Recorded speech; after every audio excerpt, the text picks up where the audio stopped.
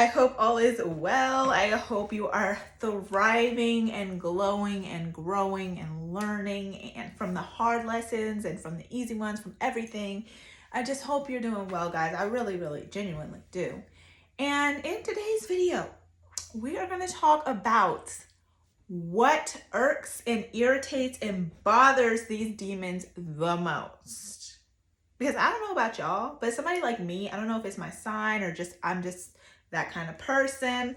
But especially if I find out someone's doing me dirty, or they're just like cruddy or not a good person. Like, nobody's perfect. I can be a bitch some days. But one thing that like Bible study and knowing God teaches us is that we don't have to be perfect. As long as the intent is always good, God knows our heart. So, and when we're trying to warn off evil and get rid of evil, we're allowed to really defend ourselves if we need to. So God is an understanding God, and he knows that there are circumstances where you are going to have your own back. And that's why he gave us our own free will, and he knows we're not perfect. But anyways, back to the topic of what irritates these demons, these narcs, these evil dwellers that pretend to be good and pretend to be on our team, but then over and over again, the actions show otherwise. So let me tell you guys what annoys them. What annoys them is you being unbothered and unaffected by their efforts, by their abuse, by their comments. And I know eventually, if you stick with them long enough and you're around them long enough, it will have an effect on you. So it will probably hurt you for a moment, or maybe even make you sad. But I don't know about y'all, but I felt like an undercover cop being with my narc. Not like I was pretending, but I was just like kind of curious. Like, he was all right looking, but he wasn't really my type. So I was just curious, like, what is it with you? Like, what is your deal? Are you autistic? I was just like so curious. That's what kept me around. So when he would throw the things at me trying to hurt me, it didn't even hurt me, because I was like, I never liked you, fool. I'm just trying to figure out what the fuck is your deal. Because excuse my cursing. I'm so sorry about that, guys. But I do want to like just lay the foundation for you guys, first of all, because I'm not going to give this person's information, because they're not important. They're irrelevant. I am the spotlight and the light. That's why they wanted to drain my energy. But we got ourselves out of that situation, because I never loved him. So he was not going to be draining my energy, honey. This energy is potent. You hear me? Potent. So anyways, yeah, so I never really loved my narc. What happened? Let me lay the foundation. So this is how we got together. I met my narcissist during the beginning of 2020, before COVID. And we were kind of talking January, February, and I was in college. But we were seeing on the news, like I was on campus and I was seeing how the virus was getting worse and worse, and it was like sounding like things were going to start spreading. I remember going to the library and hearing the news, and like going in the bathroom and someone was coughing, and just, it was weird vibes. Like I kind of knew there was going to be a shutdown. The way the news was seeming and like telling us it was spreading and stuff, things were getting wild. So I'm still trying to get to know this person, but I felt like weird vibes, and I was honestly about to cut him off. I think COVID is the only reason I kept talking to him, but he would have been gone if I had stayed in college and like we didn't have a shutdown that shut down our classes and made our classes go virtual. Oh, he would have been gone, because I had a lot going on. He would have been gone. So I was gonna get rid of him. And there was a lot of turnoffs too. I should have just listened to that. But I think God really wanted me to learn this lesson, and I'm so glad I did. But I'm so glad I learned the lesson, not went through everything I went through. But yeah, I never lived with this joker. He tried. He wanted to move in together, but I never lived with my narc. And just even how much he was pushing the living together should have been a red flag. So it just comes down to when everything is said and done and they leave you for the new supply and they think it's going to hurt you, it doesn't hurt you because you knew they weren't solid. Like if you think back, you knew they were always all over the place. Like you were sturdy, you were solid, and they kept wanting to like they were just frantic and nervous and paranoid because they knew what they had done to other people. They knew they had hurt other people, done other people wrong, played other people. So they were paranoid. Like, who's checking for me? Every time I would go out in public with him, he would be paranoid, so paranoid. But once you get on the other side of this and they leave you, you're not only relieved because now you don't have all that pressure of like meeting up with them and them coming over your house and feeling uncomfortable in your own home. All those things. You don't have to have that pressure, but also you can just clearly see that it was never real. You always felt like it was kind of performative and fake, but like it just confirms what your body was always telling you. And the main lesson that you learn here is to trust your intuition, trust your inner voice. Trust that you know what's best for you. You know yourself better than some stranger ever will. And I'm just so glad that I learned this at a young age because there's people who meet narcs in their 40s and 50s. And that could happen to me with a new person. I pray to God that he wards off any of these demons. But the sad thing is a lot of narcissists are attracted to the light, attracted to people that are happy and that are positive and that are magnetic. But it's up to us now that we've gone through what we went through to have discernment and take them through those training courses to see if they're worthy of being in our lives or not, because we're not going to go down that destructive path again. But back to the point of the video. What irritates the narcissist? What irritates that narcissist is you being unbothered, them feeling irrelevant, because at the end of the day, narcissists think they're so important. They think the sun rises on them and the moon sets on them. So for you to treat them like you've got other stuff going on is a blow to that ego, which you have to be punished for. So it's still not a flattering thing. It's not a good thing.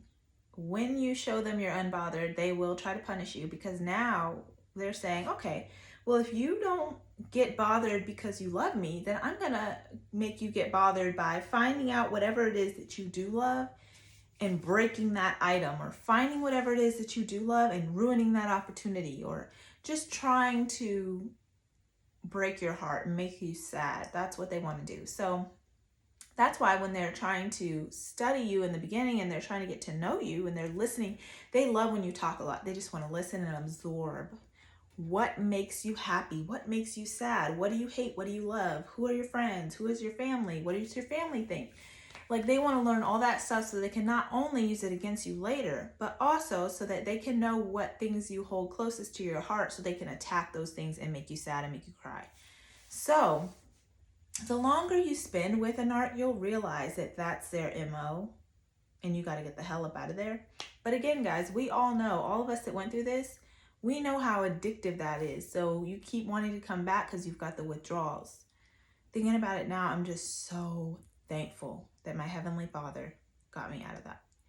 This is spiritual warfare, guys. It really is.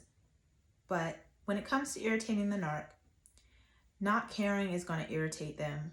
Unfortunately, for some people, y'all fell in love with your narc.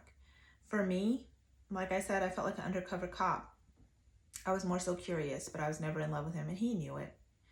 So that made me even more confused. Like, if you know I don't love you, then why are you still here? So it became a whole investigation for me of like, what is your problem? But things can get so dangerous that I do not suggest that you guys do that. By no means do I suggest that you stay in a relationship and waste your time. The only reason I felt like I had some time to kill, because again, guys, I met him during COVID. So that whole first year was lockdown. His family is also a cult of narcs.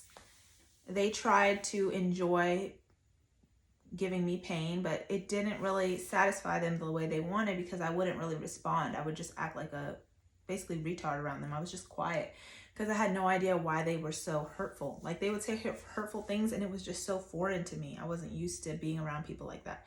So I was just quiet staring at them like, I don't know what y'all's problem is, but something's going on here. I don't know what this is. I don't know what to label it.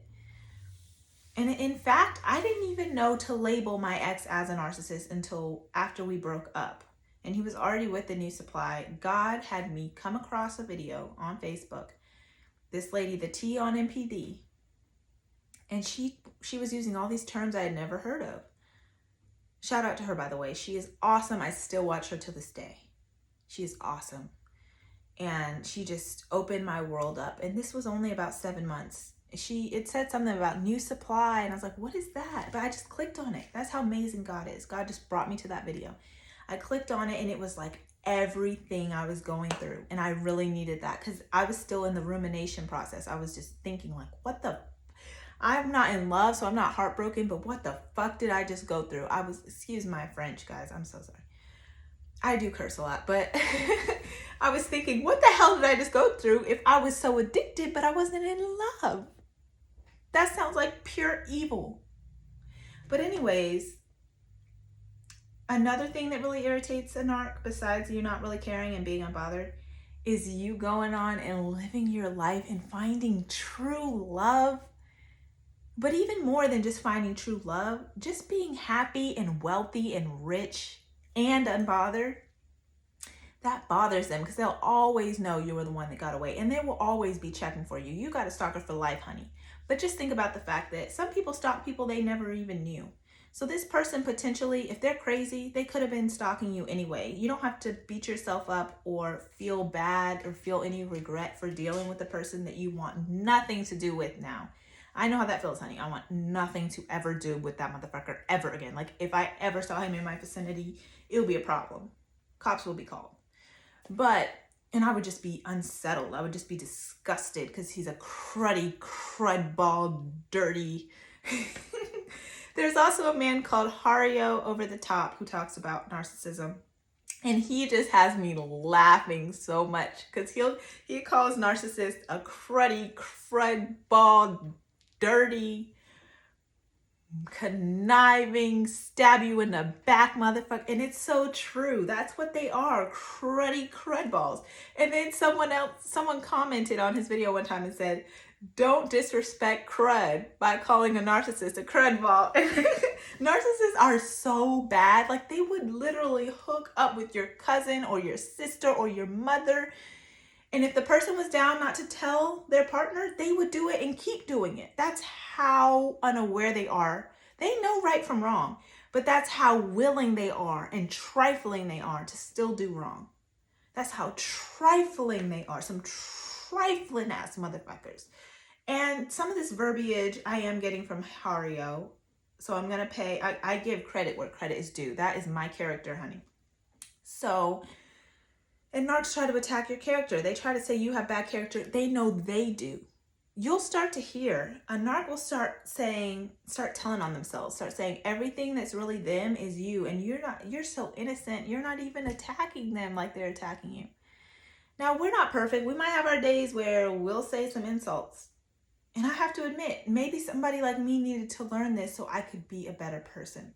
Because even though I wasn't as down low as this person or as evil or as conniving, I was very bitchy. And now I'm forever changed because I went through this. I'm forever checking myself, trying to work on how I show up for people and how I treat people.